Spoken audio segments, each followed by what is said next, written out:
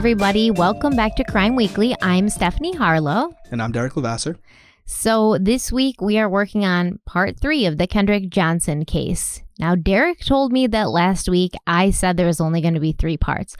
I told him I didn't remember saying that. He swears I did. I still think he's making it up. But if I did say that, I lied.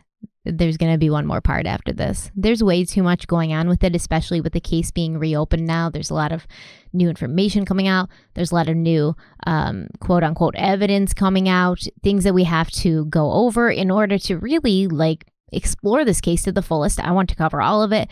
So there will be one more part. And from now on, even though I think we already said we weren't going to say how many parts was going to be in a case, but we broke our own rule apparently last week. From now on, we're not even going to say. It's just going to be what it is. And today, we're covering part 3. There's a lot of information in here, a lot of stuff that I really can't wait to run past Derek and you all and hear what you think about it. I really like to see your comments and see if your opinion's sort of changing or if things are looking different to you as we go through the evidence in the case. So make sure to let us know if you're watching on YouTube in the comment section. Make sure to leave a 5-star review wherever you watch your podcasts or listen to your podcast. We appreciate it. But I want to do a quick recap, just very, very quick. So we already have 2 autopsies, right? One that was done by the police, by the medical examiner, the official one, and then a second one that was done by an independent person that the Johnson family hired. Let me hit you with something because it's a perfect segue. One thing about the autopsies that I haven't even spoke to you about yet. We had a message on SpeakPipe from a woman who is in the medical field. She's not a pathologist. And I apologize, her name escapes me. But I know we talked about the second autopsy and how the second pathologist basically said he didn't believe the anterior of his neck had been examined, right? Well, something she brought up to me, which when she said it, it made a lot of sense. We both looked at the photos of the autopsy, and you can clearly see that the back of his neck has been dissected. Okay, you guys can go look at that photo if you want.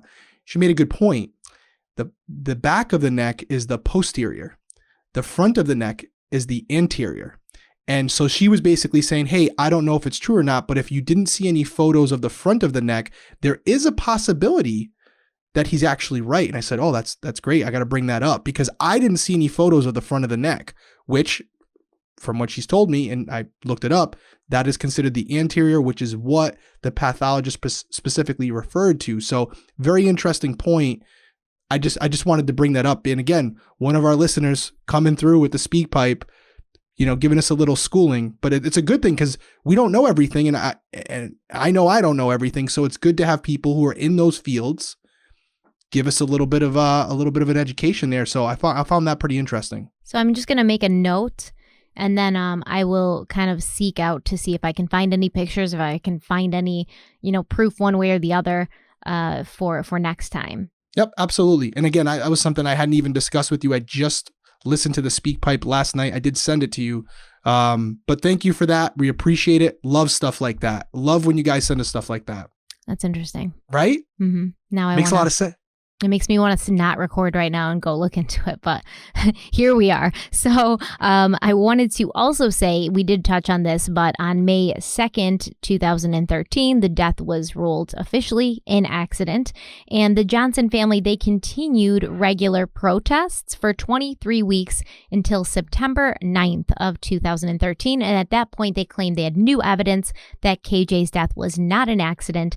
And this evidence was, among other things, the inconsistencies between the autopsy done by the GBI and the one done by their independent pathologist, Dr. William Anderson, as well as inconsistencies in the official police reports and then the paramedics reports. And we talked about both of those things in the previous podcast. I also want to tell everybody out there, I have learned to pronounce Valdosta. So I've been saying Valdosta, which, to be fair, is how it's spelled. Okay. But what was the other one? Oh, Spokane. Spokane. Yeah. But we, I got a lot of comments saying, learn to pronounce Valdosta. Well, I did, but I cannot give you any promises that I will pronounce it accurately the entire time, because in my brain, it is still Valdosta, because that's how it's spelled. So I might mess up. Don't give me too much of a hard time. I'll do my best. All right. So on October 18th, 2013, a $10,000 reward was put up by who at that point was being called an anonymous donor, and this reward was being put up for any information that led to the arrest of KJ's attacker. Now, at this point, the police have said this is an accident. There's no attacker. There's no foul play, but somebody did put up a reward for any information leading to the arrest of the attacker. Now, like I said, at first it was reported that the reward was put up by an anonymous person. We now know that it was a local businessman named Roy Taylor. The Reverend Lloyd Rose from the local chapter of the SCLC was responsible for handling the reward, sort of making the public aware of it, getting it out there. And the reward was only going to be good for 90 days. And at that point, if no one had come forward with any verifiable information, it would be rescinded, taken back, which is exactly what ended up happening. But there is a little scandal related to the reward money. If you remember, both Reverend Rose from the SCLC and Lee Touchton from the NAACP, they were also doing their own investigation into Kendrick's death at this time, and they were doing this on request from the Johnson family. Now, in May of 2013, Reverend Rose, he opened his fellowship hall at the Serenity Christian Church to be used for a rally, during which the Reverend Al Sharpton spoke. And Al Sharpton said, quote, "We're going to rally together. We're going to get answers together. We want Valdosta to know no justice, no peace," end quote. And said that he's not accusing anything, but that he wants the truth. That's it. On what happened to his son. That's it. He showed more respect than they showed him and his family. That's right. Yeah. The story got stranger and stranger.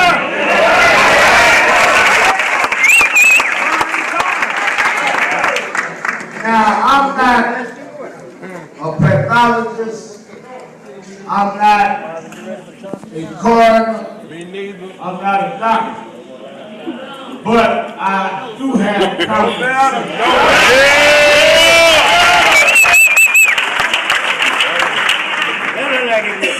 And I'm built kind of funny. That's all right. Y'all that can see me, my nose sticks out here. Then behind my nose is my mouth. Yeah. And then back here is my brain. Which means I can smell stuff while I can taste it or while I understand. All right.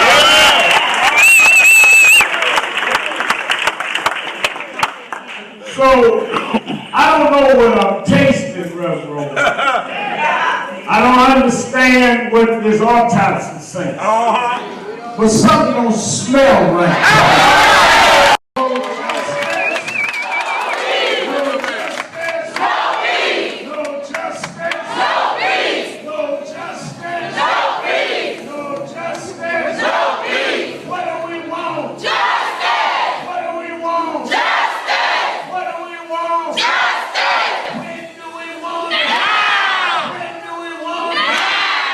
So obviously with Al Sharpton's presence there, he's one of the most well-known civil rights voices of our time. There's going to be a big turnout. And when Sharpton started off the fundraiser by donating $500 of his own money, obviously many others followed suit and donated money as well.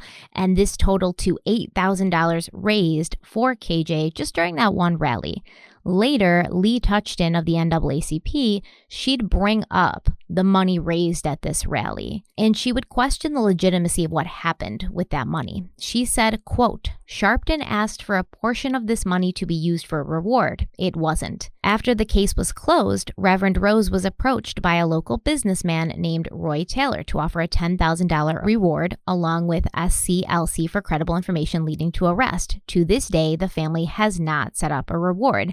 The family says that the businessman who offered the reward, Roy Taylor, is related to Lowndes superintendent, Wes Taylor, and that is evidence of corruption in Lowndes County. The two men are not related, end quote. So I guess Roy Taylor comes forward with this reward. He takes it back after 90 days. The family's annoyed that he took it back. They make some sort of connection or accusation that he's related to Wes Taylor, who's the superintendent of Lowndes County Schools, because they have the same last name. These two men are not related, and the money raised during the Sharpton rally, it was not ever put up as a reward. And I guess you could look at this either way. Because just because Al Sharpton asked for a portion of the money to be used as a reward, it doesn't mean necessarily that the family had to do that. Like, they weren't obligated to use it for that. They probably did have a lot of legal fees to pay. I think at one point they had 3 lawyers working with them. I don't know if this was on a pro bono basis or they were probably being charged for this. But we will find that Lee Touchton, as well as the Reverend Floyd Rose, they have plenty more to say about this case and the Johnson family. According to an interview Lee Touchton later gave, KJ's parents accused Reverend Rose of keeping most of the $8,000 raised at the Sharpton rally, and she said, quote, "This is totally false. It was all given to the Johnson family, who did not use any portion of it for a reward and to this day have not put forth a reward," end quote. And I feel bad for Reverend Lloyd Rose because he really did. Like, he bent over backwards for the Johnson family. He opened his fellowship to them, his church to them. He put up his house as collateral when KJ's mother was arrested for protesting at the courthouse. So it kind of sucks. We don't know what happened. Obviously, this is a he said, she said thing. We don't know who kept the money, what it was used for. You see this a lot though, right? You see this a lot with like GoFundMes and stuff like that, where there's a good cause for raising the money.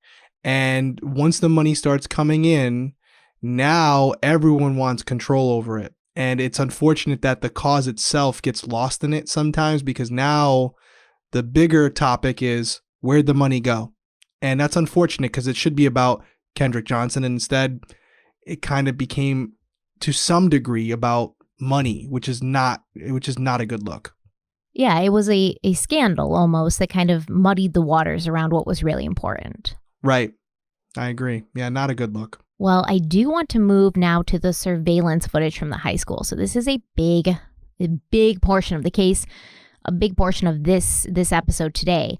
Once again, the story changes depending on who you talk to, who's reporting the facts. And I mean, the story of how the Johnson family finally was able to gain access to the footage as well as what the footage shows. So there's different reportings. Sometimes the Johnson family, mostly the Johnson family, was saying they could not get this footage. They were requesting it and they couldn't get it. And it ends up that it was a little bit more complicated than that. On October 30th, a judge ordered the release of the full investigative file connected to KJ's investigation, and this included the surveillance footage. In documents relating to a lawsuit that would be filed by the Johnsons, it was alleged that from the time the case was closed by Sheriff Prine in May to the time the judge ordered Prine to release the information, the family had made multiple requests for all of this stuff, and they'd been denied access to it repeatedly. Now, according to law enforcement, this isn't true.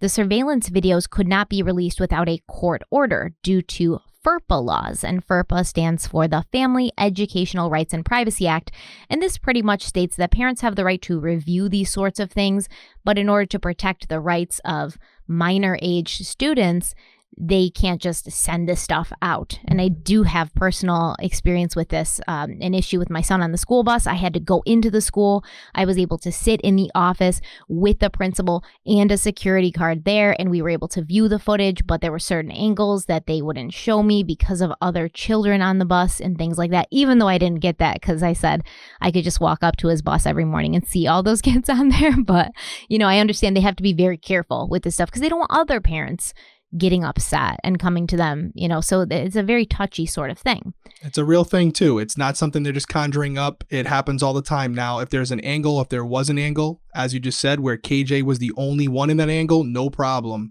But as we've seen from the footage that has been since released, every single shot, even if it's only for a second, you have another person in that shot, and there lies the problem.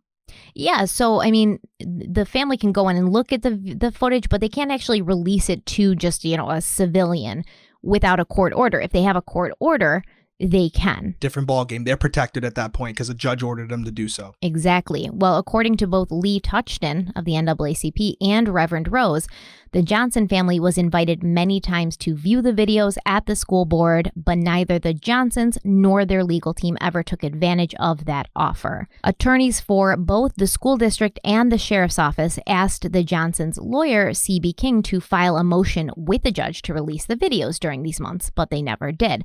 So every time the Johnsons and their attorneys were like, we want this footage, the school was like, we can't give it to you, but if you get a court order, then we can. That's the only way we can.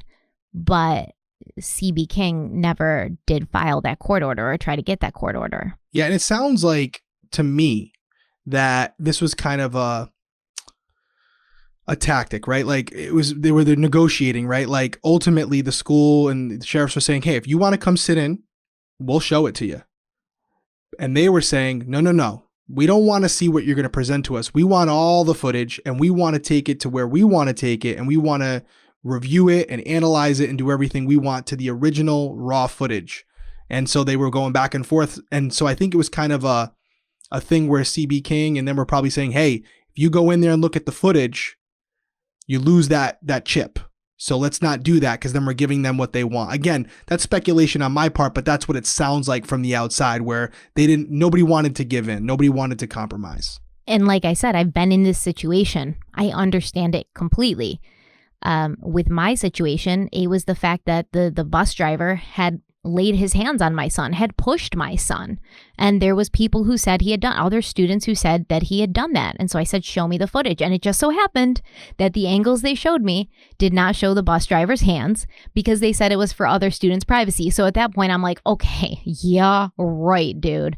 You better show me. I don't care what you have to do. Blur their faces out. I don't care. Put little like cartoon paper bags over their heads. But I need to see this bus driver's hands, and I lost it. Like, I mean, they could hear me down the hall. I was losing it. A mother or a father, when their child is in danger, or you feel like somebody's trying to prevent you from protecting your child, you're going to go crazy, and you're going to not think that these people are on your side. So I completely understand that they did not want to go in and see what the school had put together, because you don't know if this is all the footage. You don't know if it's been doctored. You don't know if it's been edited. So I do get that. I don't really understand why the court order wasn't filed, because that would have given them everything that they wanted, right? It's a great question. I do have a curiosity. That is a great point that you bring up, though. Did they end up showing you the footage? Why can't they we release police reports all the time to the public, and we redact all the information that could help you identify a person mentioned in the report or anything specific to an individual in that case. I'm surprised. I mean, that's a really commonsensical question. Like, hey, I get it. I can't see those kids, and you're not gonna release it to me.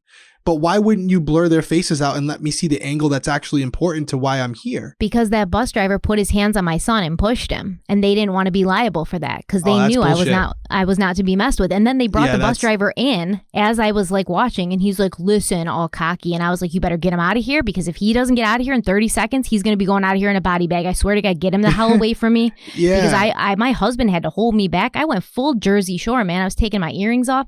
So no, that's why I'm saying, though, I understand the paranoia. I understand the feeling that somebody has hurt your child, and now they're trying to cover their asses, right? Right. That's exactly what the school was doing. Yeah, if you believe that this is a conspiracy, then yeah, you don't want to be spoon-fed the footage that they want to show you. You want to make your own analysis. You want everything and let you decide. So I get it, but you leave it on a great question, which is we agree. So why not file with the courts? Why not file with the courts and make that happen so you can do your own analysis? So I'd really like to know why C.B. King did not file that. It's a great question. Well, it looks like even the October 30th decision by the judge that was not prompted by a request from the family. It was the attorneys for the school board and the sheriff's office who ultimately filed a motion for the videos to be publicly released. I think at this point they were like, okay, there's a lot of controversy. It looks like a conspiracy at this point because the family and their lawyer in the media saying, we can't get the video, we can't get the files.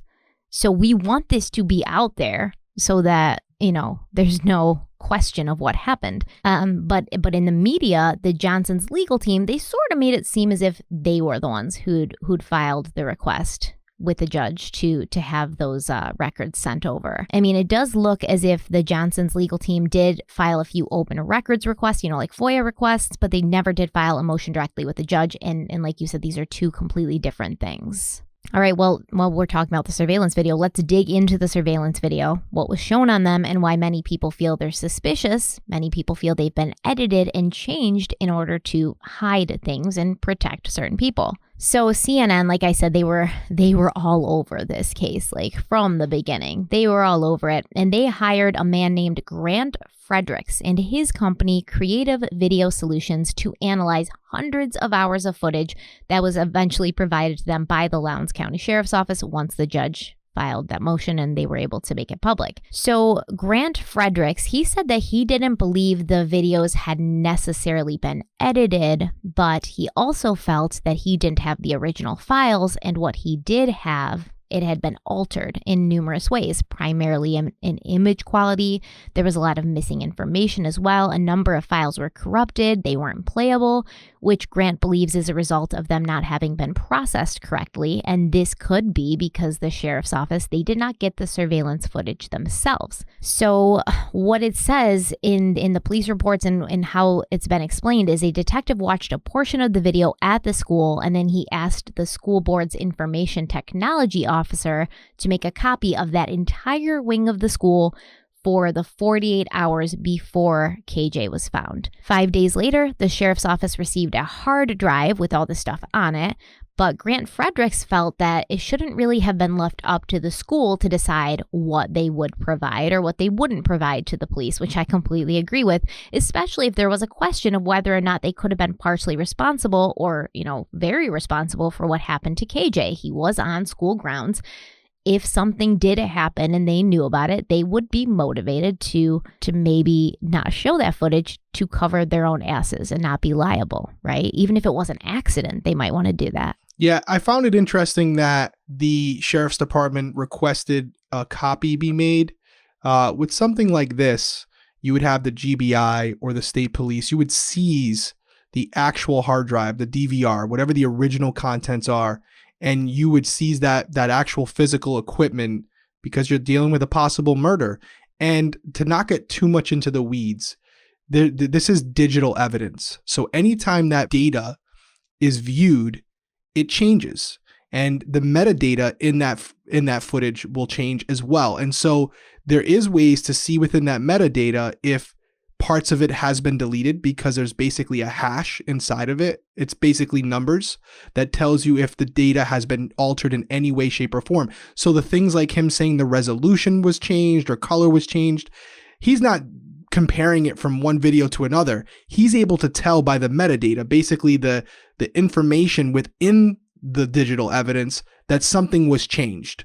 But he's also able to tell if something was cropped out or cut out. So it's really specific. But again, having a copy of a copy, every time that data is copied, it dilutes it just a little bit because the metadata changes a little bit. The source of where the information come from changes. So for example, if the school makes a copy, then the sheriff makes a copy, and then whoever, it's again, chain of custody, just like a physical piece of evidence. It's not the same evidence as what was on the hard drive. Even though it may look the same, the metadata itself is different and can raise a lot of questions as far as the integrity of the data itself. I went a little nerd there, but I hope that I appreciate it. Yeah, I do. Okay. I appreciate it. So the metadata is like the data within the data. Right. And you have to really be skilled and know what you're looking at. Yeah, absolutely. And they're really good. Like the forensic analyst, the data analyst can literally look at the hash, which it's like if you have two pieces of evidence, physical evidence. So when they seize a hard drive, they make a copy or an image of that hard drive before the digital forensics guys ever touch it. And the reason they do that is it'll be a code, a series of hash, and they're able to analyze the data for like pedophiles and things like that, where they're able to show the court that even though they went into the hard drive of the suspected, offender, they're able to show that the hash, the data was the exact same when they took the original image and when they got done, proving that everything they found on that computer was not added or altered by the digital forensic people themselves. That's how you show the court, the judge, here's the image when we first got the computer, here's the image when we got after. And if you took a document on a whole desktop, right? There's millions of files, and you change the name of one file just to Stephanie, from Stephanie to Stephanie H, the whole hash is different. The whole thing, not just one number, the whole thing changes. So there's no way to do it. And that's why it's important to have the original data. This is to prove we didn't add anything. We're not setting this pedophile up. We didn't put these pictures of kids on his hard drive. They were there when we found it. And in this case, to prove that there wasn't anything added or taken out of the original video for Kendrick's case. Exactly. So in my opinion, the police should have handled this themselves. And I think that if they had gone into this thinking it was a murder, they would have, because I've seen this before. In cases, Phoebe Hands-Juck is one of them. Also, the same thing. They went into it immediately, sort of just assuming this was a suicide. She killed herself. She took her own life. So they left it up to the apartment building to get that surveillance footage and send it over to them. And by the time it did, it was corrupted. There was stuff missing. They had recorded over each other. It recorded over previous things. So it's a mess. I think if they had taken this seriously going in, the police, they would have done this themselves. But I think that really right off the bat, they thought this is an accident. And, that's not the best way, I think, to go into investigation. I agree. And also for the integrity of the hard drive, right? God forbid something happens to it, or like a video from a week later overrides it or something like that. You don't want that. And I will say, for anybody, I know I have some of my former associates, my former partners, who are like, Derek, when we were detectives, we didn't always take the hard drive. No, we didn't. If it was like a hit and run, or even like a larceny, or even in some cases a B&E, I would just ask the store clerk or whatever, hey, do me a favor, send me a DVD or a file to my email when you have a second. But to your point, if you think it's a murder going in, it's all hands on deck. Everything's coming with us. We're not leaving anything up to chance. I'm not leaving here without that hard drive. So I'm going to stand here and watch it until my partner goes and gets a judge to sign off on a seizure warrant. And then I'm going to keep an eye on that hard drive the entire time until I come back with said warrant, hand it to you, IT person or principal, and I'm taking that hard drive with me. End of story. Exactly. And that should have been done here. I think, and we were talking about this, I think just last night.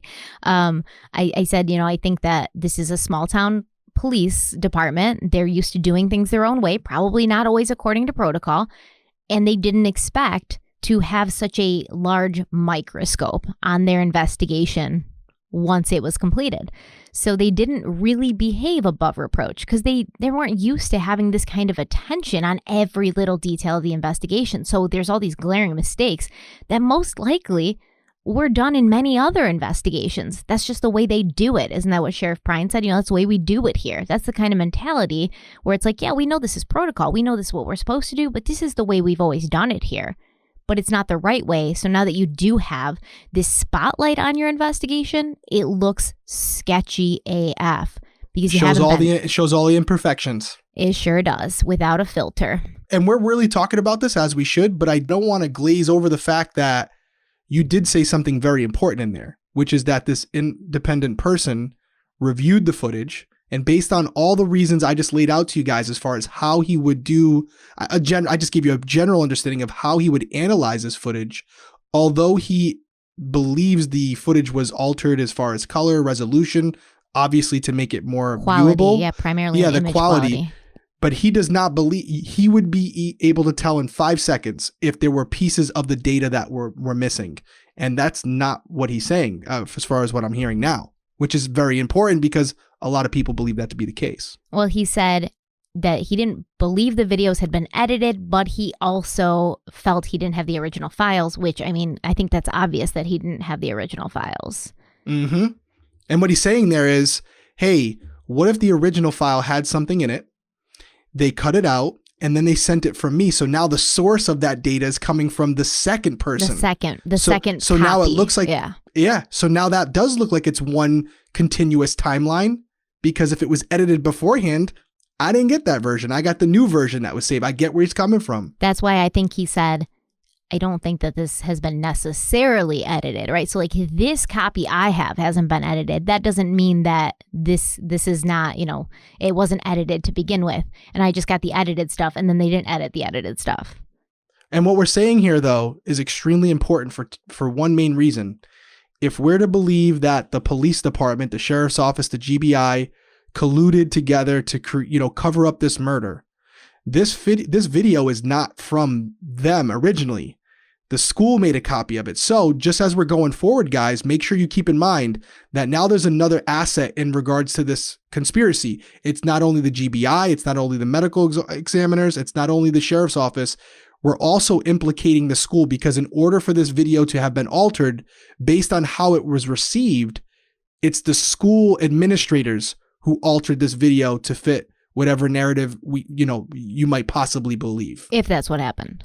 Yeah. If that's what happened, but that's a fact. They are the ones, they handed it over, and therefore it couldn't have been law enforcement that cut that video up, because they would have gotten original clip from the school and the school would have said, hey, that's not what we sent them, but that's not what happened. So now you're implicating the school as far as part of the collusion. Well, there's another thing too, because there's a bunch of cameras in the school. I forget exactly how many. I think it was 58, but there's 4 cameras in the old gym, and all 4 behaved oddly that day. And I really only say that day because I don't know whether this was normal behavior for the cameras or not. I don't know if they were like this every day. But the first and the fourth camera, they were recording all morning, but both seemed to stop recording at 12:04 p.m. and didn't start recording again until 1:09 p.m., which, according to the timestamps from inside the gym, was right when KJ entered. The second camera stopped recording at 11:05 a.m. and started recording again at 1:16 p.m., and the third camera stopped recording at 11:05 a.m. as well and started recording again at 1:16 p.m. Now, according to the surveillance camera in the hall outside the old gym, during this time period where the cameras inside were not recording, multiple students entered the gym, including 3 male students that entered just a few moments before KJ. When KJ does enter the old gym, the timestamp from the hall camera, so he's outside the old gym, right? He's walking in and it says that it's 12:59 p.m., but the camera inside the gym shows he entered at 1:09. So unless he took a full ass 10 minutes to get from the hall to the old gym, we can clearly see that one or the other or both timestamps are off. You also have no footage of KJ actually going into the mats, and the only footage of the mats themselves, they're very blurry. I wrote it's almost impossible to see, but it's pretty much impossible to see. You can't see anything from the mat area. There's also no footage of the discovery of KJ's body, right? When those 2 girls were up there and they found him, you don't see any of that. You only see him being taken away on a stretcher. The Lowndes County School District gave CNN a statement saying, quote, "What we produced to the sheriff is a raw feed with no edits," end quote. And a lawyer for the sheriff's office said, quote, "My client has confirmed that the video was not altered or edited by anyone within the Lowndes County Sheriff's Office," end quote. So both of these, I don't know, what do you call them, entities, the school and the sheriff's department, yeah, they're like, not us. They're not necessarily saying like it was the other guy, but they might as well be, right? So the sheriff's office is like, nobody in the sheriff's office edited this. And then the school's like, nobody in the school edited this. It's kind of almost suggesting that the other guy did it. And this is I can tell you this. If the school had sent them more and then what was released to the public later was not in line with what they sent, I think someone would have threw someone under the bus if they weren't working together on it. I would think they'd say, hey, we have video here that shows a lot more than what's been released to the public. So we're going to show that. I don't think they would have, right? And that's what what bothers me. If they're innocent? Yeah, no. Even if they're innocent in the whole thing? I mean, okay, so in any way, shape, or form, innocent or working together, they both said just enough to take responsibility off of them and not directly point a finger at the other entity, but they didn't say, none of us did it. They weren't kind of working as a unified front. They both are like, it wasn't us. So I almost feel like if this was a conspiracy and they were working together, they would have provided a more unified front. Yeah. And I took the statements a little different. I took them as the school saying, hey, what we handed over to the police department has not been edited. So that's A to B. And the sheriffs are saying, hey, what we received from the school department, we have not edited. So that's B to C. And so therefore, what they're kind of saying is, hey guys, listen, nothing has been altered by the school or by us at any point. So anything you're seeing now, if it was edited, it was after we both received it. That's how I took it. But I also see your side to it as well, where they're kind of like, who would alter it? Who would edit it after the school, after the sheriff's office? Who would do that? Yeah, nobody. All of this missing footage from the cameras, right? Well, we're gonna kind of also explain that. But I do feel that if this was a grand conspiracy that both of these entities were involved in, they would have talked to each other. Their lawyers would have talked to each other, and it would have been statement. Yeah, it would have been more like, no, we did nothing wrong. We did everything on the up and up, and we are standing with each other in solidarity. Agreed. So the attorney for the Johnson family, he said, it's ridiculous because you can't tell from the video what happened to KJ. You can't even tell when other students are entering or who they are. The Valdosta Daily Times, they also reviewed the footage, and they put out a 2-part series explaining why they believe the videos have some issues. And they actually did a really good job with these articles. They went and they talked to the school. They went and they talked to the companies that provided the surveillance equipment. They went deep. So they state that the school's surveillance footage does not show how or when KJ became trapped in the mat, because the old gym security cameras are positioned so that the area where the wrestling mats are stored is not visible. They go on to say that piecing together the exact timeline was difficult because there are 6 separate video surveillance servers at the school, and each camera sends footage to only one of those servers. The Lowndes County Sheriff's Office requested footage from 3 of the servers during the investigation. Now, each server has its own internal clock, and one server's clock may not match others because they do not communicate with each other to sync up their clocks. And this information is from Al Rowell, and he's the director of technology for the school district, the Lowndes County School District. So this can lead to potential time differences between the servers. For example, one camera captures something that's happening at noon, while another camera on a separate server might timestamp that exact same moment as 12:10. The Valdosta Daily Times said, quote, "Creating a timeline becomes even more problematic when looking at the footage from January 10th and 11th. The video was exported from the school's 2 Integral Technology servers and 1 Toshiba Surveillance server. The footage from the Integral cameras show approximately 36 hours worth of footage from the school's old gym and surrounding areas, and the Surveillance cameras capture approximately 48 hours of the C-Wing and administrative office areas." In a November 7th press conference, C.B. King, one of the lawyers representing the Johnson family, he stated that the video footage did not contain timestamps and that there was no way of making sense of what it purports to show. Following that statement, the Valdosta Times reported that timestamps were not present. Since then, however, the Times has been able to determine that the timestamps do in fact exist for at least a portion of the videos. End quote. All right, so apparently the videos that the Johnson family got were in 2 separate folders on a hard drive, one labeled LHS Integral cameras, and they do not have timestamps, and they can be viewed using most media players on your computer, so like anybody can look at them on their computer. However, the file labeled LHS Surveillance camera contained software and raw data camera footage, but the Surveillance software, it needs to be installed on the computer in order to view the footage and the timestamps. The Times, the Valdosta Times, they used this software while they were viewing the video, and they believe that it is in fact possible to trace KJ's last steps from the entrance to C-Wing near classroom C305 to the old gym. They say the timestamps from the Surveillance servers are relatively accurate given that third block classes were dismissed at approximately 1:25 p.m. on January 10th, and students can be seen leaving the classroom at this time. In the surveillance footage, KJ is first seen entering C-Wing near the school's foreign language classrooms at 1:25 p.m. He can be seen walking alone. He's carrying a yellow folder, the same one that's later found near his body. He's seen on the footage smiling as he turns the corner near the B-Wing stairs, and he continues to walk down the hallway in front of the administration offices. He does not stop to talk to anyone, no one's following him, and he doesn't appear to be following anyone else.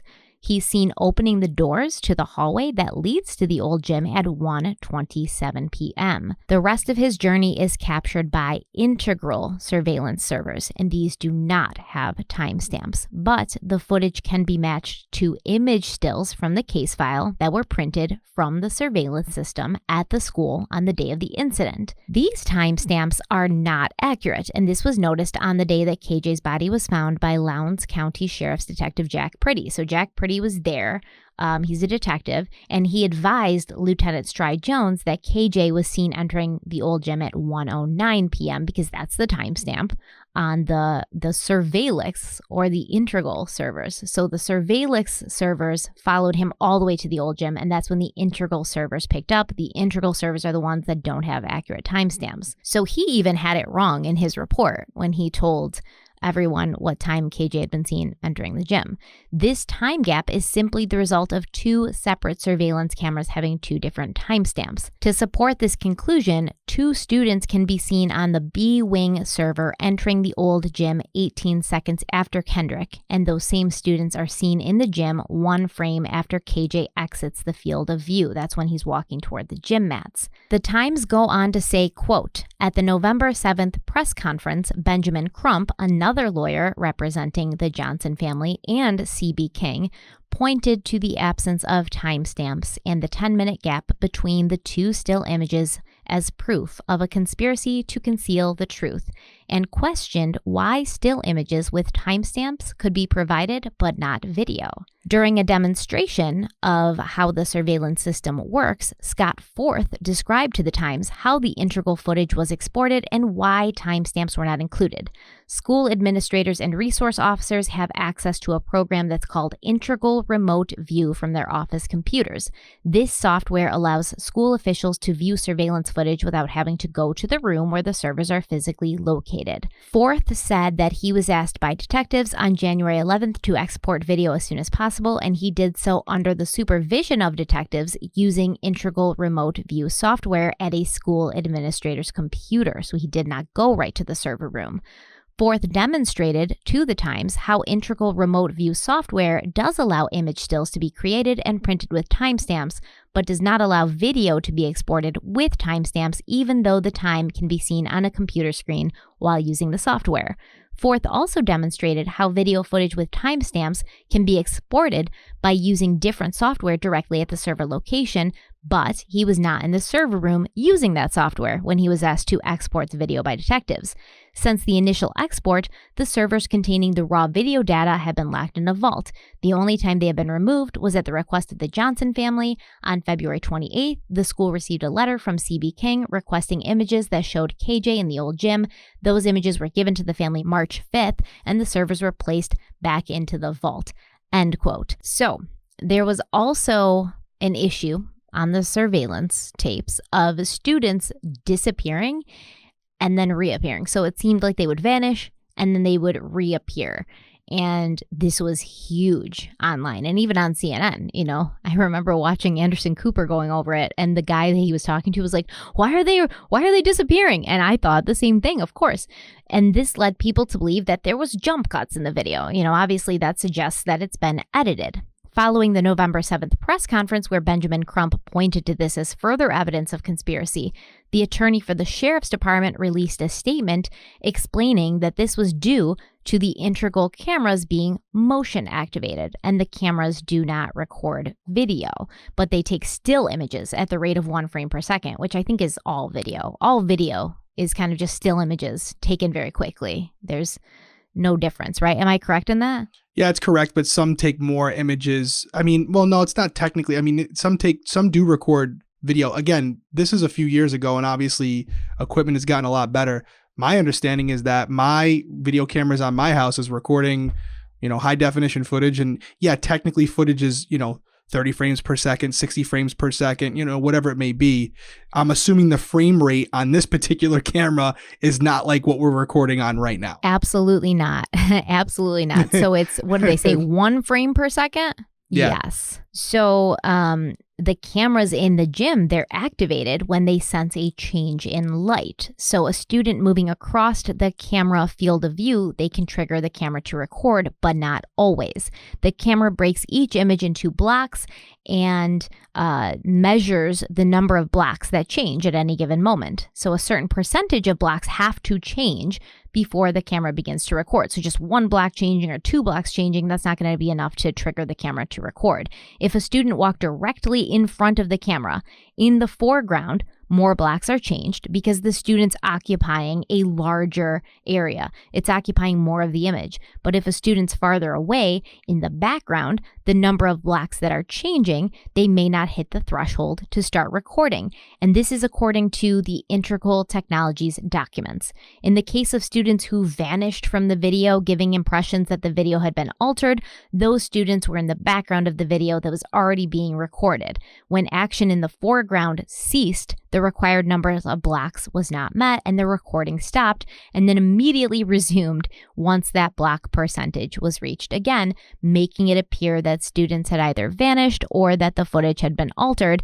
And I want to say a big thank you to the Valdosta Daily Times for doing their homework, putting out such a really comprehensive article because I may be smart in like a lot of things.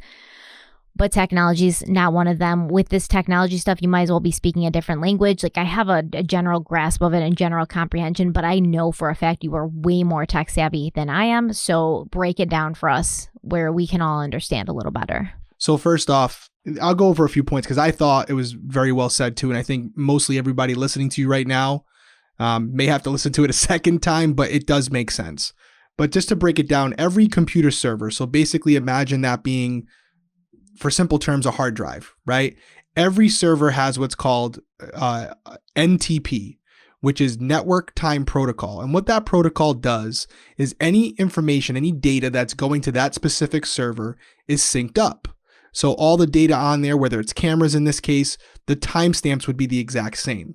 Well, when you have 2 different servers, unless they're interconnected, which in this case it appears to be 2 different brands, they're probably not, the NTP, the Network Time Protocol, will be different because it might be pulling its timestamp from a different location, whether it's from the internet or it was entered by a human manually. That makes a big difference. So that explains the timestamp. The sensors, as you just alluded to, most people out there today have cameras, and a lot of those individuals have motion sensor cameras, and we've all experienced it. Depending on the sensitivity that you set those cameras will dictate how many blocks need to be triggered in order for it to start recording, and then you obviously have a slight delay in that recording. So that makes sense to me as well.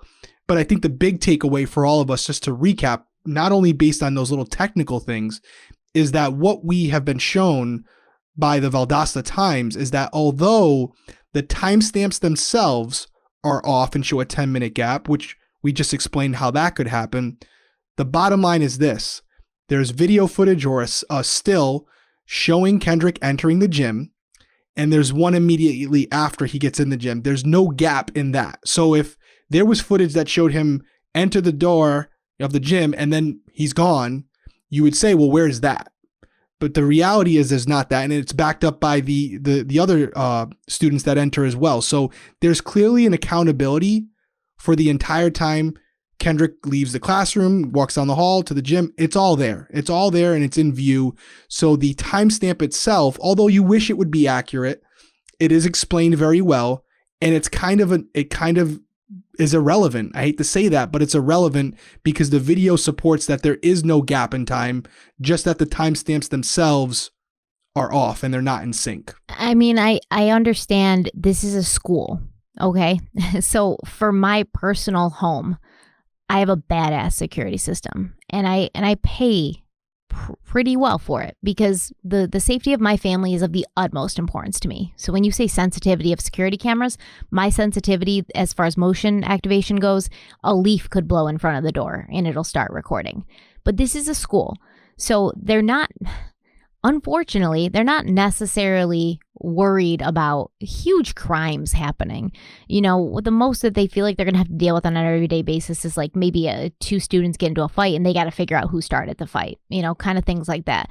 They're not expecting something like this to happen, just like the sheriff's office wasn't expecting something like this to happen. So they just went about their business as they normally would, which may not have always been the best. So the school's obviously going to try to go cheap when they put these surveillance cameras in. They know they have to have the surveillance cameras because they want every school to have them now.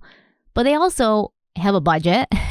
They have to charge kids to even use lockers at this school. So am I surprised that they didn't pay the big bucks for the state-of-the-art security system that's, motion detected whenever a leaf blows by? I'm not surprised. It is unfortunate because I wish we did have that, because I think that it would put a lot of people's minds to rest. Yeah. And also, again, you have to keep this in mind.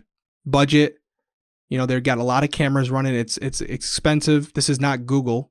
But also keep in mind, everybody, this is 2013. It doesn't sound like that long ago, but if you take a second and think about how much technology is advanced just in our phones from 2013 to now, it's light years ahead of it, especially in the video surveillance department. If you go back and look, the quality and the ability of video surveillance systems 8-9 years ago, there was no Ring, right? There was no IP cameras themselves and internet protocol cameras. Basically, the ability to record over the internet wasn't really a thing. It was all through coaxial cables and things like that. So yeah, servers. Well, it still could be stored on a server. So an IP camera, which is internet based, there doesn't technically have to be a wire. You can still transmit from that camera to a network server. But the reality is that's going over the internet, which is super fast now. The ability to use gigabit internet, all these things. Back then you're using what's called, and I'm really showing my nerd here, but you're using a coaxial cable, which has a very slow transmission rate, which degrades the quality of the camera footage tremendously. And again, that's what we're dealing with this footage. Again, you're talking 9-10 years ago, the ability to transfer large amounts of data, which is the result of high definition footage, was extremely difficult, if not almost impossible at that time. So even though the cameras probably weren't the best quality, they were pretty in line for the times. And that's something to consider. Yeah, I agree. So, and I think we can, probably say with certainty that these videos, they weren't edited. Obviously, it looks suspicious when you see kids popping up and disappearing, and there's different timestamps. But it doesn't appear that these videos were edited. And even the independent guy CNN brought in, he said that. So I think we can say with, enough confidence that there's probably nothing sketchy going on with the surveillance videos. Yeah, and for those of you who don't know, and this doesn't mean much, but I'm actually going for my master's degree in cybersecurity right now, and I'm almost done. So I'm not coming from a place where, hey, I play on the computer a lot, I know what I'm talking about. I actually deal with this stuff all the time, and I deal with digital forensics. I've taken courses on it. I know what it involves, and I can tell you that if there was some alteration to this data, even though it had been copied, it's very easy with the software available, even in 2013. You might not know what that footage is that's missing, but you would 100% be able to tell that footage was cut out, that there's a gap in the time between when you have your last bit of data and then the new piece is added. You can't, digital data is very tough to alter and leave no trace of it being altered. It's almost impossible. And the FBI analyzed this footage as well, and they didn't find anything nefarious in there. So I don't know, that might not mean a lot to people, but when you have multiple agencies, multiple different people, it's some independent looking at the same footage and coming to the same conclusions, I think we can hopefully, say that that's probably the case. I like in this situation that Valdosta Times got involved, because we're talking about a situation where the notion is that the law enforcement community is all conspiring to cover this murder up, including the FBI. And so them saying it doesn't hold a lot of weight for most, but having the Valdosta Times being that independent party, and by the way, maybe even more capable of doing it because they're dealing with footage all the time. this is their wheelhouse. Having them coming out and explaining it when they're doing an impartial investigation, because frankly, I'm sure if they found something that was nefarious, that's even better. That's better for them. Yeah. So I'm sure they were going into it probably looking to, really drive home that this was scandalous. A conspiracy. Yeah.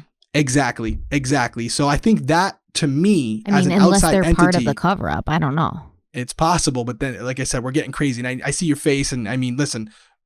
Again, what we're putting out here is it's more and more less likely as you have independent parties who have no incentive to lie for the law enforcement agencies involved and coming to the same conclusion when, based on what we know about news, as Stephanie just said, it would be much better for them if it was something scandalous. So to have it all explained in this nerdy way isn't as good for them, although it does appear to be the truth. Well, I want to move on to actual accusations and allegations.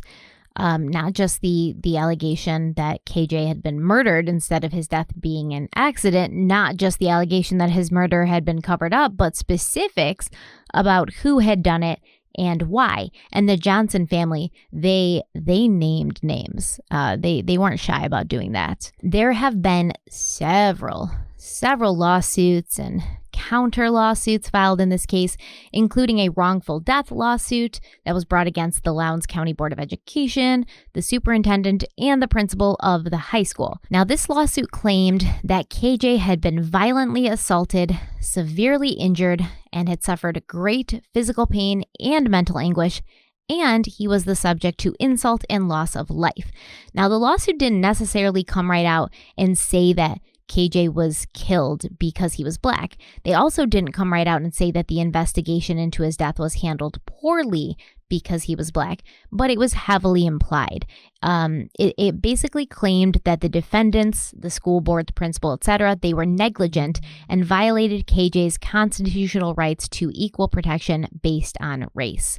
The lawsuit also stated that the school had ignored reports that KJ had been repeatedly harassed by another student, a white student, and this student allegedly had a history of provoking and attacking KJ at school in the presence of coaching staff and employees.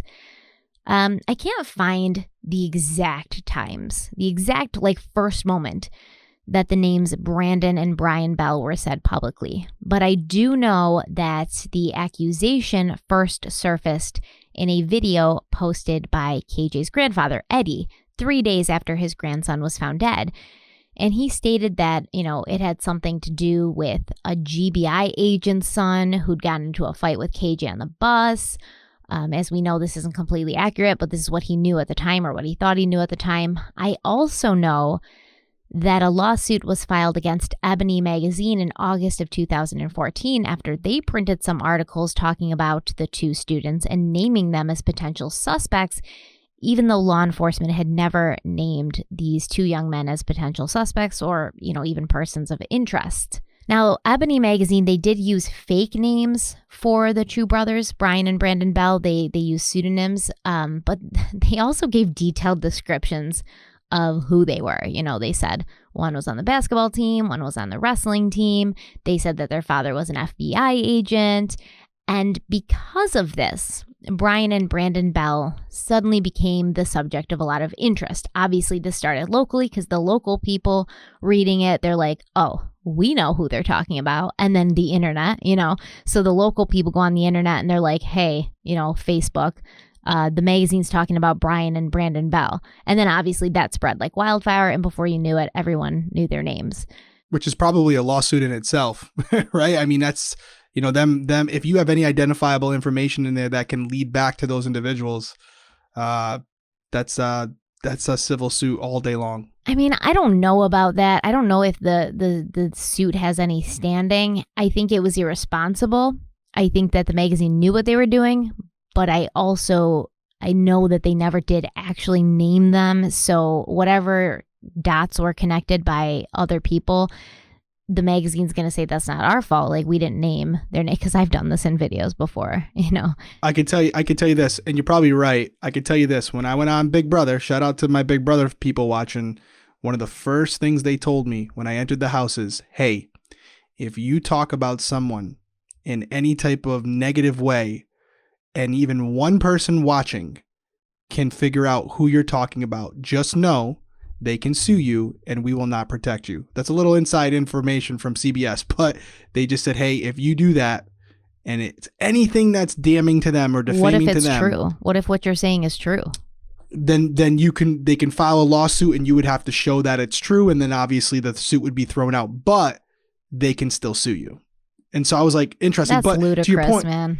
Yeah, I remember it. And I was nervous. And that's why everyone in that house that you want to speak about consistently, if you're constantly speaking about them in the house, they send them a waiver so that they don't have to blank out your name when you're talking about them. And it's all your family members and friends, they do that. But if you're just mentioning people in passing, even if it's good or bad, they have a 5-second delay and they'll mute their names. I'm gonna have to look into the gray areas of this, but I don't know. I think either way to your point.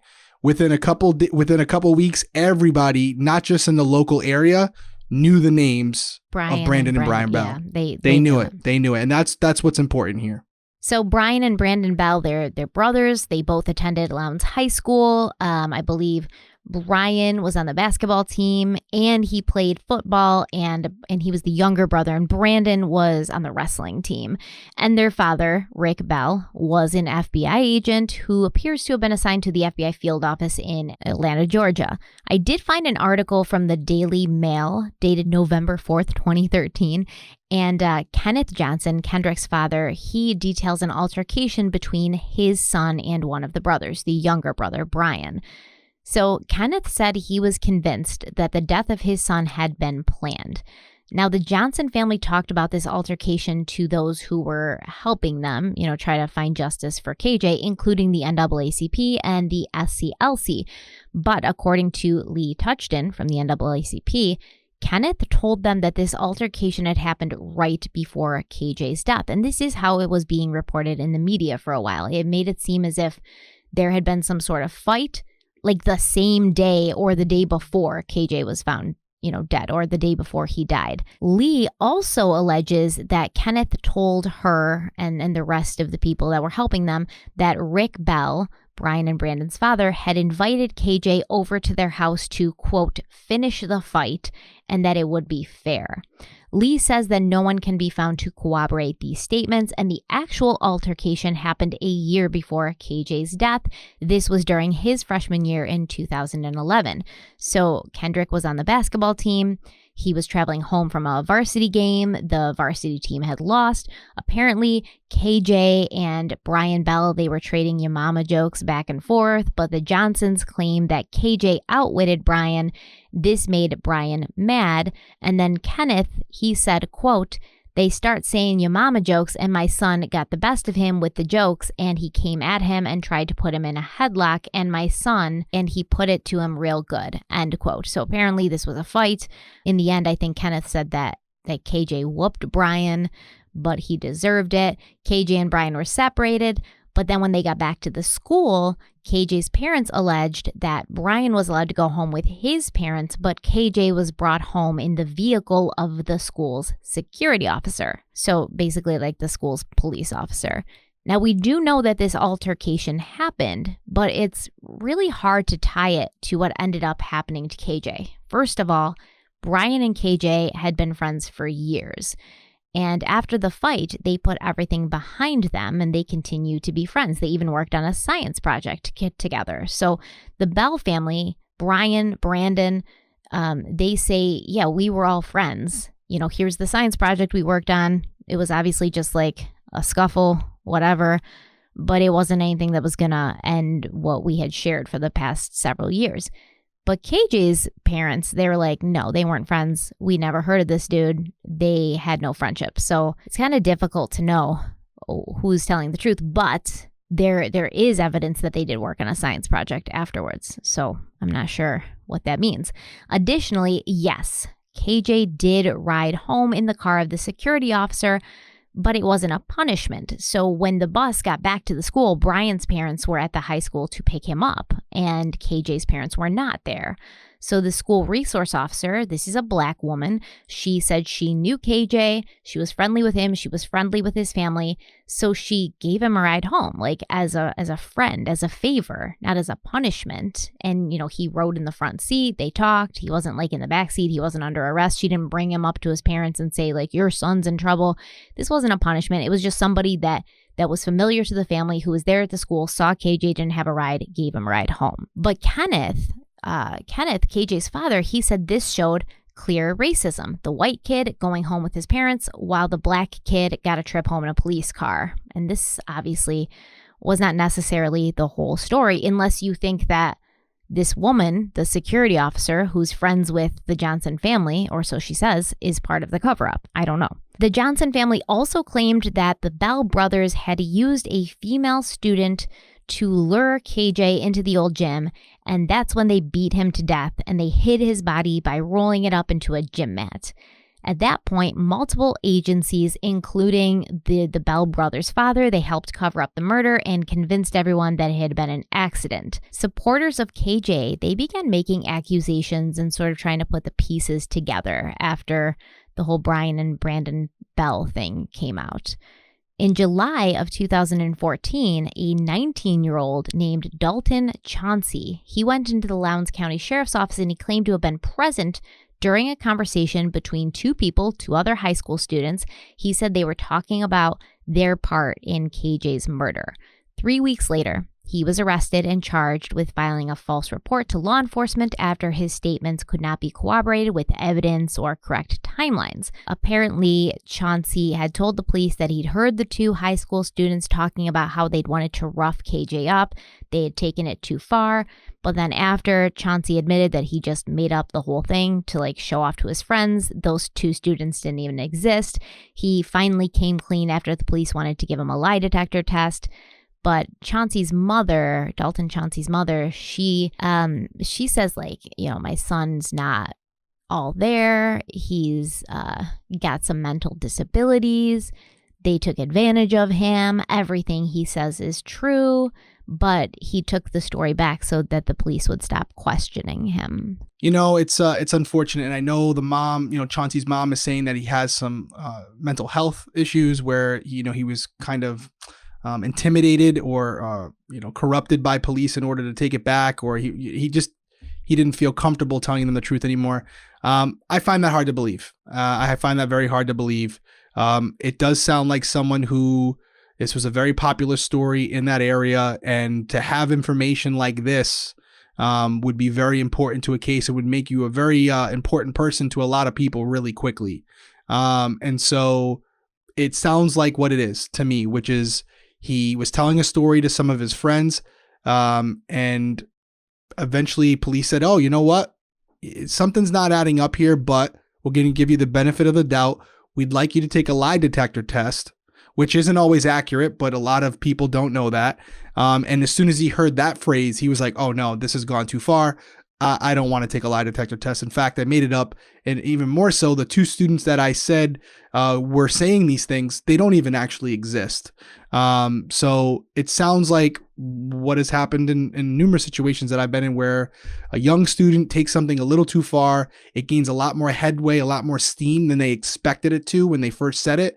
And once it gets to a point where they're going to, hook you up to a lie detector, he said the truth. I understand what his mom's saying. And I don't even necessarily believe that she's lying for her son. In fact, Chauncey could be telling her that, and maybe he does have some issues that he's lied about things in the past, but this seems like an awful big thing to lie about and then put it on, well, if it's his, it's his mental disability that did it. And if that were the case, I believe that one of the Johnson's attorneys would have hopped right on that, interviewed him themselves, and then represented him so that he felt more comfortable speaking to law enforcement in the future. And he pled guilty to it. So he said that the two white males, they were seniors at Lowndes High School. They killed KJ over an issue about a girl. And he said that their names were Derek and Keith. So he didn't even use the names Brandon and Brian Bell. He said Derek and Keith, and he didn't know their last name. So I think we can safely say that it was probably just a fabricated story. He didn't realize the implications. He didn't realize that there was going to be, some sort of punishment or repercussions for that. He was just trying to get attention. And I feel bad because it says, he'll be sentenced June 18th, potentially face between 1 to 5 years and up to $100,000 fine. Like that's going too far. I think we can just safely say that he made a mistake and maybe give him probation and move on. He's 19. And maybe I'm being a softie here, but I agree with you. Listen, I would feel differently if the people that he implicated were real people. But the fact that he just pulled out, he was sensitive enough to just make up the names. And I completely agree with you. And I would hope that the judge would see it that way as well. The only yes, there were some man hours wasted on, tracking this down and, finding out the truth, but that's your job. The cop's job is to investigate, leads and allegations, and that's their job. So I don't feel bad for them. That's what they're supposed to do. But it could have been spent on something else that's more productive. So I do get that, but I agree with you 100%. The only person who's really suffering in this particular situation is Chauncey, and he deserves to answer for his actions so that he knows you can't do that in the future. But do I think this guy should be in prison for it? This kid? No, absolutely not. You gotta use some common sense. So I'm 100% on board with you there. Well, he's not the only one suffering. The family, they could get of false course, hope. False right. hope. It's a great point. That's awful. It's a great point. There should be repercussions for that. Like he should have to apologize, yes. Things like great that. Point. Great point. Great point. Didn't think about that. You're definitely not up to 5 years in prison. That's a good way to make a criminal right there. Yeah, that's a maximum. I mean, I don't see that happening. I'm sure if we follow up on it, I'm looking. I can't find what his actual sentence was, which is interesting. It might have been something that was handled. It might have been something where there was an agreement made because he pled guilty. It might have been something as simple as probation with 5 years suspended, which means as long as he stays out of trouble for 5 years, it's off as he's clear. He's in the clear there. Crime Weekly, Pineapple investigators. If you can find out what Dalton Chauncey's sentence was, comment on YouTube. Let us know. There we go. Yes, please. By the way, not to get off track because we got a lot to cover. You guys are blowing up the Pineapple undercover comment. Like, you guys really took it and ran with it. Undercover Pineapples unite. Dude, you guys really, you guys really ran with that one. I mean, aren't we all undercover pineapples in our own way? Like, we're all spiky and hard on the outside, but inside we're all just soft and sweet. I was saying to Stephanie, when I started seeing the comments, I said, we're going to have to come up with a shirt. That's going to be part of our merch line. Is going to be like an undercover detective pineapple. Like a little old school detective hat and like the... Yes. Yeah. The trench coat. It's like the Sherlock Holmes of pineapples. and everyone's going to look at you. Everyone who has the shirt, people are going to look at you like you have 3 heads, but we'll know. Mm-hmm. We'll know what it means. All us pineapples will know. The pineapples will know. Well, I am going to talk about a video. I can't find this video anywhere, but it's reported everywhere. So the family lawyer, they put out a video in November of 2014, and they laid out the family theory about these 2 white students who had beat up KJ and then gone too far and hit his body in the mat. And a Facebook post on KJ's memorial Facebook page, they called Brian Bell out. And they basically had a campaign of getting him or getting Brian's scholarship revoked because Florida State University had awarded Brian a football scholarship. And all of these people, the warriors of KJ's movement, they basically went on and contacted the college and told them to rescind the scholarship, which they did. Now, this post about Brian trying to get the scholarship rescinded, it said that Brian exhibited violent tendencies and a highly unusual appetite for fighting. It also claimed that Brian's social media activities exposed the likelihood that he was a psychopath. Wow. Those are some strong claims there. Wow. I wish I could say it was the worst thing I've heard on social media. Oh, right? I know. But I mean, wow. So during a Lowndes County Superior Court hearing in November of 2016, the legal counsel for the city, he pressed Kenneth Johnson, that's KJ's father, to lay out the evidence that he had against the Bell brothers, and he could not. He could only say, quote, "I believe they have. They have. Brandon and Brian Bell had a lot to do with my son's death. The evidence that I have at this time, I do not have any evidence at this time, end quote. During the trial, the Johnsons responded with, I don't know or I don't recall more than 1,000 times. They were also unable to identify some of the over 30 defendants that they themselves had named in the suit. And they were unable to provide the reason that they'd been included in the lawsuit, because I believe it was 38 people that were named in this lawsuit. But kind of the damage was already done at this point. Florida State's head football coach, Jimbo Fisher, what a name, Jimbo Fisher. You think that's his birth name? Like, was he born with the name Jimbo Fisher? God. Jimbo Fisher is one of the legends in college football. So the fact that you're like, oh, Jimbo Fisher, that's so cute. Is that his real name? He's like a legend. I don't know if it's his real name, but that's the name I know him as. Jimbo Fisher is like a legend, a college football coach legend. Well, Florida State's Jimbo Fisher, he called the coach at Lowndes High School. and he's actually Irish. Yeah, but he lives in Florida.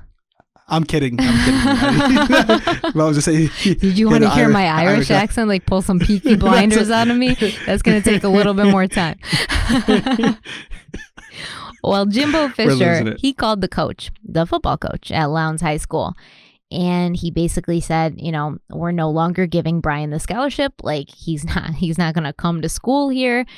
And this was due to the many messages, phone calls, correspondence that they had received naming Brian Bell as Kendrick Johnson's murderer, even though he wasn't even named as a suspect by law enforcement. And, you know, whatever you think about this case, you know, there's a lot of people who from day one, moment one, before they'd even listened or watched the first part of this podcast, they said, this was not an accident. You can't convince me otherwise. We're not trying to convince you otherwise. We're just laying it all out. You think what you think.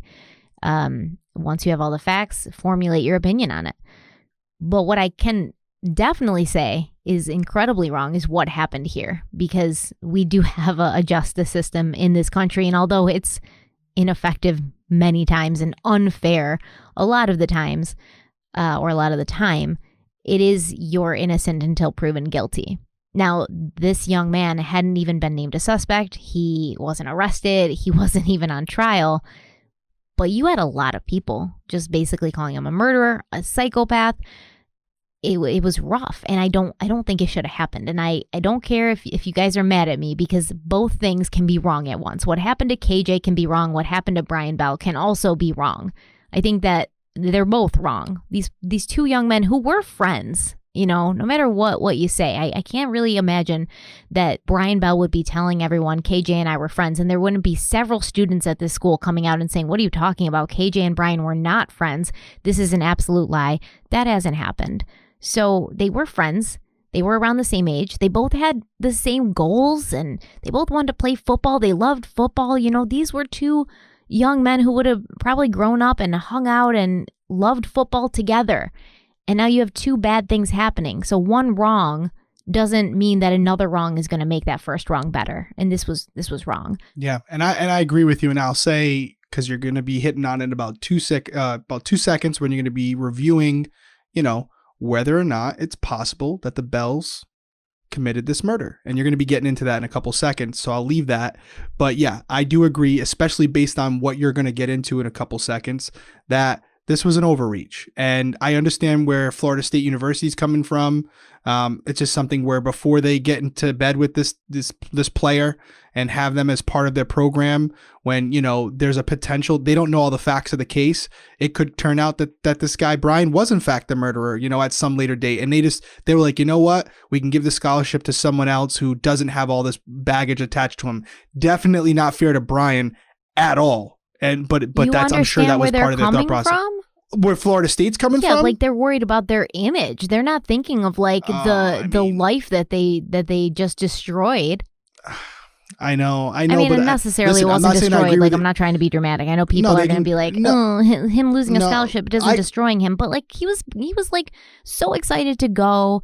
He's a good football player. You know, this was his dream school. I get it, but listen, I can tell you just from being an athlete myself, whether you're black, white, brown, if you're accused of DUI or domestic abuse, but I'm just saying, in any case, the college will look into that, and usually more than not, they're gonna unless you're, and I hate to say this, but unless you're like a phenomenal top recruit, like best in the country, they're going to most of the time just say, listen, it's not worth it to us. You know, No, I get we're that. sorry for Yeah. you, but it's not worth it for us to bring that into our program. And ultimately, if you're ever charged with something, now we're associated with that heinous act for the rest of our, for a very long time. No, I do get that. Absolutely.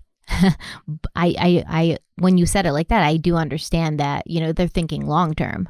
However, like you said, they didn't have any evidence, so like the school, like you said, the school was just like, okay, we heard this. We're not going to look into it to actually see if there's any merit to it. We just don't want this dark spot even associated with us. So let's just move on. And I'm sure it wasn't just one call. No, it was not. No, they were inundated. They got inundated. Yeah. They couldn't even get their phones to probably stop or their emails to stop. So I think it's a lot of that pressure that we see a lot now. It's right? a mob in our mentality. Society. Yeah. Yeah, we see it a lot now, the cancel culture, all that. So, I mean, it's big now, and this is in 2014 or 2013 into 2014. But yeah, no, it's unfortunate, especially like I said, with what you're about to go over. It really drives home. I don't care about cancel culture when it's a corporation because you vote with your money, right? Yeah. But when it's true, a single person where you have no verifiable shred of evidence against them and you take it upon yourself, hundreds of people, thousands of people, to call their job or to call their college and basically, like, I don't know, just take something away from them. It's not okay. But we are going to talk about how, in my opinion, there's really not, in a lot of people's opinion, there's really nothing to say that the Bell brothers had anything to do with what happened to KJ. And that's not to say that KJ wasn't murdered by somebody, but I don't think it was either of the Bell brothers. So during a grand jury hearing in April of 2014, a 16-year-old student named Taylor Eakin, she was called to testify specifically because they said, or they thought, she was Brian's girlfriend at the time of KJ's death. And it became clear that the Johnson family believed she was the girl who had been drafted to lure KJ into an ambush in the old gym. She was grilled on the stand, a 16-year-old girl, about Brian Bell. She was asked whether he took steroids, whether his large size scared her, whether he'd ever hit her. She was asked if they were having sex. She was also asked if she liked black guys, how well she'd known KJ, and had they been more than friends. So there was obviously this suggestion that Taylor had been having an affair with KJ. Brian found out about it, got mad, and then used Taylor to basically tempt KJ into the old gym, teach him a lesson, get back at him for sleeping with his girlfriend. Taylor said, under oath, no, I've never slept with Kendrick Johnson. And she hadn't even started dating Brian until 3 months after KJ's death. She said, quote, how could I have cheated on Brian when we weren't even dating at the time? And how are the prosecutors and the Johnsons' attorneys all on the same page when it's not the truth? End quote. So the real question is obviously, where is the proof? What is the truth? Where's the proof that the Bell brothers had anything to do with KJ's death? U.S. Attorney Michael Moore, he took over the case in October of 2013, and he began an investigation into KJ's death. And this happened after the Justice Department's Civil Rights Division had stated earlier in the month that they would not be opening a probe into KJ's death. In late November and early December, FBI agents descended on the city of Valdosta to interview students at the high school, including Brandon and Brian Bell. The surveillance footage was reviewed by the FBI, and it was concluded that the Bell brothers, along with one other male student who'd been named for his possible involvement in what happened to KJ, none of these three were anywhere near the old gym at the time of KJ's death. Brian Bell was seen on surveillance camera walking towards the D wing for his 4th block class at the same time KJ was seen entering the gym. And Brian also got to his 4th block class on time, so he didn't miss the class. He wasn't absent. He wasn't late. The other young man, not related to the Bell brothers, but he was also named in the lawsuit, he was seen on the camera in the parking lot walking towards the L wing at the same time KJ was entering the gym. And Brandon Bell, he wasn't even at the high school at all. He was on a bus heading to a wrestling match in Macon, Georgia. Even with this evidence, the Johnson family and their attorneys, they continued to insist that the Bell brothers had murdered KJ, and they produced what they felt at the time was proof of this. It was it was a piece of paper, and it showed that, I guess they thought it showed that the bus that took Brandon away from the school hadn't left until 4 p.m. So they were like, no, this isn't true. The bus didn't leave till 4. So obviously Brandon was still at the school, and he could have done it even if Brian and the other kid weren't anywhere near the gym. Brandon still could have done it. What they were actually seeing, what they were actually referring to, was a trip request form. And this form had been filled out weeks before the wrestling tournament. And this is basically just to make sure that they reserve the bus, that they have one there on the day that they need it. And at the time that they filled out the form, they didn't know the exact time they would be leaving for the tournament. So they just put 4 p.m. down. It's just like a placeholder. Evidence was given that on January 10th, the wrestling team, including Brandon Bell, they had lunch from 11:32 a.m. to 12:02 p.m. and then they boarded the bus to drive 150 miles to the tournament in Macon. The cell phone records of the wrestling coach show that he and the wrestling team, including Brandon, were in Cordell, Georgia at 1:53 p.m. and Cordell is 80 miles away from Ladasta, and so obviously they're nowhere near Ladasta at the time. They'd already been on the road for quite a while. So you'd think with these rock-solid alibis that the hate towards the Bell brothers would sort of die down, but it really didn't. In the fall of 2014, the FBI told Michael Moore that the Bells had been cleared, but Moore brought in his own investigators from Washington, D.C. anyways, and on July 21st, 2015, the Bell family, who had temporarily moved to Florida due to harassment and threats, they didn't feel safe, they were getting a ton of hate, they were awoken in the middle of the night by armed agents who had a warrant to search their home. We aren't sure what the probable cause for the search warrant was. That affidavit is still sealed as far as I can tell. It hasn't been released yet. It's not made public yet. But the Bells believe there was no legitimate reason for their home to be searched and that it was an illegal search and seizure as well as an abuse of power. Reverend Floyd Rose has also denied the conspiracy claims of the Johnsons, saying, quote, "I'm a person of truth, and the truth is more important than race."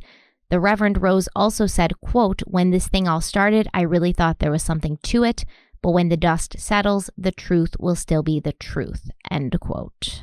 Yeah, and there's a lot that you just said right there, but the main takeaway is that the Bell brothers have what's called exculpatory evidence, and that's extremely important. And what that is the opposite of evidence indicating someone committed a crime. It's evidence indicating they clearly did not commit said crime.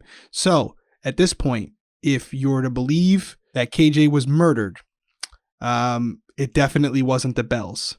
The bottom line is it's really easy to cut out footage, right? If you want to hide something, it's very easy to cut out footage, and you can make that, allegation that there was something removed to not show someone.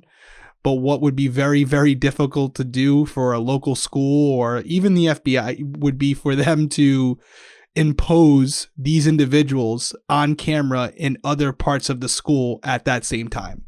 I mean, it would be really difficult to do, to Photoshop someone in to a camera from a school to show that they were in different parts of the building. It would be really high level. You're talking like CIA stuff at this point, where someone, I guess, who's a really good editor, but it would still be very obvious to the data analyst that person was added in as an image afterwards. So could they take an image of any one of these three young men and just change the timestamp? I mean, especially if they're saying that the FBI is involved in the cover-up. Now you've got to take this whole FBI bureau agency and say, listen, now we don't trust this because the FBI had it, and they could have just made it look like that Brian Bell was walking to his class and other dude was walking in the parking lot and Brandon Bell was on a bus. Well, for Brandon Bell, I think it's pretty hard to even say that because he wasn't even at the school. He was on a bus. There's like 30 people who say he was on the bus. The coach says he was on the bus, unless you're going to say that all those 30 people and the coach are in on it. But I don't even... And they also they moved their phone. It's corroborating evidence. So you don't have it in here because we can't include every single line of every single piece of research that you've done. But the reality is I would venture to say that in addition to the camera footage for Brian and this other male, there was corroborating information, whether witness testimony or whatever, to show, did you, listen, I see on camera here that Brian Bell is walking by this room or this or whatever it may be. Did you see him? Yes, I did. People who are impartial, who have no skin in the game, to corroborate whatever footage they're seeing. And that's just like they did with Brandon, which is very involved. They did a lot there.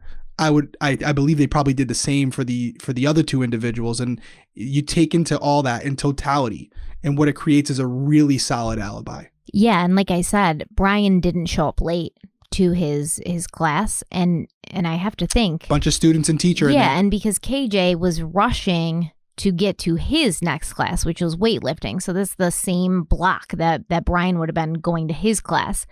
So if Brian had been in the gym, somebody would have seen him in the gym, right? Because there's lots of people. So you would have found somebody who said, yeah, I saw Brian Bell in the old gym, even if it was just for a split second. That would be something to put him there, place him there. But he showed up on time to his fourth block class. All the students saw him. The teacher said he was there. No issues. So I don't know what time period people think that Brian Bell would have done this.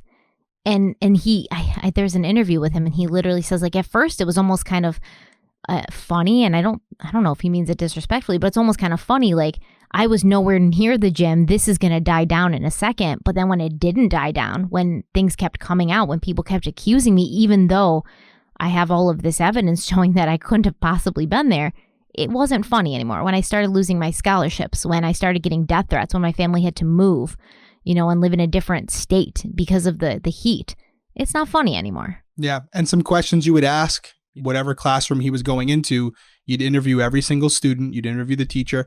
What was his demeanor? Was he sweating? Did he seem out of breath? Did he have any signs of blood on his shirt or pants or shoes? Was there anything out of the ordinary, whether it seemed like a big deal at the time to you? Is there anything that now in hindsight stands out to you? These are questions you would ask each individual student to see if their stories match up. And again, the fact that he's never been named as a suspect, I would assume that they probably did. There was probably nothing there. Even if he was able to carry out this entire thing in that short period of time, which, as you've alluded to, he didn't even show up a second late for his class. So it'd be physically impossible for him to do that in that short period of time, you would think. Yeah, and this isn't to say like we're sitting here saying, oh, this obviously is an accident because Brian Bell and Brandon Bell weren't involved. It's simply saying that if we're going to be devoting all this time to Brian and Brandon Bell, I think that it's safe to say they didn't do this. So if you think that he was murdered, we should probably devote our energy into finding out who actually did it instead of harassing these two kids. Or they're not kids anymore, they're adults now, but like we should probably let that whole angle go and find something that does work and that does fit. No, it's very well said. Listen, we're going with what we have and we're going off that, and it's very obvious that they have clear alibis, and you just made a great point. We're not saying KJ wasn't murdered. What we're saying is if he was, it wasn't the Bells. And I think that's an opinion we both share. And if you guys disagree, then absolutely. Feel free. Tell us. Tell us in the comments. Let us know how you possibly think they could have pulled this off. We're very interested. Yeah, I actually, we genuinely are. I mean, because I'm not seeing it. So if there's something we're missing, by all means, fire away. Yeah. And so, I mean, I'm reading because I'm trying to see, are people still talking about the Bells? Yes, they are. Just this article from 2021 when the case was reopened, they're still talking about the Bells. And Lee Touchton, the former president of the Valdosta NAACP, she says it's not true. She says, quote, if there was something there, don't you think the feds would have pursued it? And, Lee Touchton was initially supportive of the Johnsons' claims, but she now believes that KJ's death was an accident. And I want to talk about Lee Touchton. We're going to discuss a lot of what she says. She was on the inside in the very early days, weeks, and months of this case. She was very close to the family. She was part of the NAACP. She was part of an organization that was trying to help them get to the bottom of what happened to Kendrick, as well as the Reverend Floyd Rose. These were two people who were vehemently on the Johnson side, and they have since come out and said, no, we believe it was an accident, and there's even more to it. They almost have outright said that they believe there's a lot of misinformation happening in this case. So former NAACP member Lee Touchton, she was tasked with investigating KJ's death. She agrees with the Reverend Rose that the truth will still be the truth when the dust settles. She points to July of 2013 as the time when she first began to question the motives of the Johnson family. She said she was on the Georgia NAACP state conference call, and Kenneth and Jackie Johnson, along with their lawyer, C.B. King, they were also present on this call.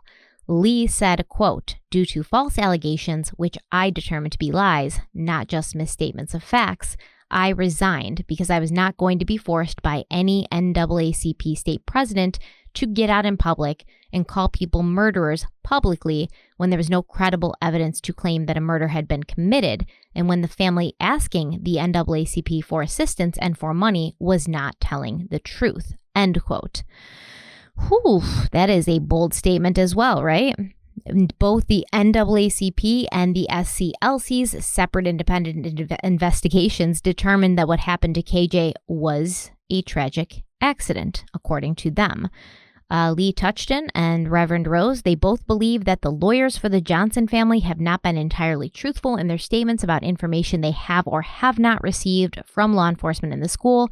And really, that's where we're going to pick up in the conclusion of this case. We're going to talk about the people who don't believe that KJ was murdered. And a lot of these people were close to the family and the case since day one. And we're also going to give our final thoughts on this case and talk about what might happen next with the investigation being reopened. Yeah, I'm really glad we did it this way, because could we have put this all into one episode, made it about a 2-hour episode? Yeah. No. But I like the fact that we took our time. Well, it wouldn't have been good. It wouldn't have been good. But we were able to go so in depth on areas that really needed attention, like the bells, like the video surveillance. And we hope you guys like that, because we don't want to rush or kind of skate over things. This allows it to do it. So although Stephanie did promise we would do it in 3. I don't remember that. We're going to do it in 4. Go back. The tapes don't. I got receipts. But no, this is great. I think it's good that we're really going through everything, and you guys are going to make your own determination. Anything we have in here, you can go and verify it. I put Stephanie's research skills up against anybody. So, do your own due diligence, but these are the things that are out there for public availability, so you can go check into it. But again, like Stephanie said, sound off in the comments. This is a dialogue, even though, we feel like we're sitting in front of you guys talking to you. So the only way we get a response from you is by the comments. So negative or positive, keep them coming, because we do want to hear your insight. And I think we spent a really good deal of these first episodes being unbiased and trying to just look at what information's put in front of us. I don't feel like I've formulated my own thoughts and my own theory about what happened, because there are a few things that are sort of like sticking in my brain, like these little thorns that aren't letting me go along and say, oh, it was an accident. There are these things that are preventing me from saying that 100%. So I understand this looks awful. I also understand from the KJ's parents' perspective, as a parent myself, that it doesn't matter to me, and it wouldn't matter to me what anybody said. If I thought something happened to my son, if I thought somebody was responsible for what happened to my son, I would fight until the last breath in my body. There is a possibility that the Johnsons, KJ's family, were sort of, taken in for some larger narrative, for some larger movement. And maybe that's why Lee Touchton and Reverend Floyd Rose, they're saying like the lawyers aren't being super honest about everything. We don't know how much the Johnsons themselves had how much say they had and what happened and what legal arguments were filed and what lawsuits were filed. They could be kind of led into this and almost pumped up. We don't know all of that. We don't know what goes on behind the scenes. The only thing we can assess is what's in front of us, and that's what we're doing now. So hopefully by the end of next episode, we'll have a better understanding. But we are going to spend some time in this next episode talking about the detractors of the theory that KJ was murdered, because it's only fair to do that since we've kind of looked over it from the other way. So we will get to that. I can't wait to hear what you guys think. I know we're going to get some hate because we're not just blindly going into this and saying 100% it was a murder. And I know that you guys would probably, some of you guys and girls would probably want us to not even go over the allegations that there's something nefarious happening behind the scenes. But you know, it's only fair that we do that. It's kind of our personalities. Like, we have to look at it from every angle and then make a decision. So let us know what you think. Quick thing, I just looked it up. It's going to be Amber. I'm just going to say the first name. Amber was the person who sent that information about the anterior and posterior on the body. So thank you, Amber. Again, keep the comments coming. We see it all, case suggestions, all that good stuff. We really appreciate it. And we'll probably have news. We can't announce it yet. We will have news next week about merchandise. We just locked in some things and we'll have more information next week. All right, guys, we will see you next week. Can't wait to wrap this up and kind of get your guys' opinions about it. So until then, we'll see you later, you little pineapples. Bye. Bye.